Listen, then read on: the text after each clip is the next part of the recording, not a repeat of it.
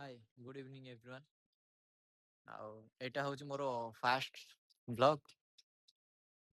ମୁଁ ଷ୍ଟାର୍ଟ କରିଛି ଭିଡ଼ିଓ ବନେଇବା।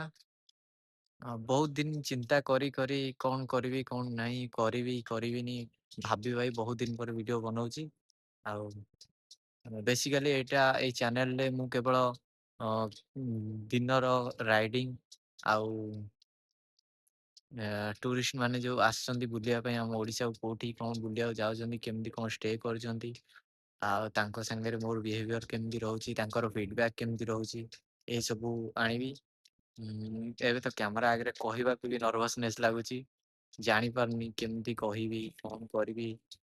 ନା ଭିଡ଼ିଓ ବନେଇବା ଆସେ ନା ଏଡ଼ିଟିଂ ଆସେ, ତ ପିକ୍ଚର କ୍ୱାଲିଟି କେମିତି କ'ଣ ହେବ ସେଇଟା ବି ଜାଣିନି।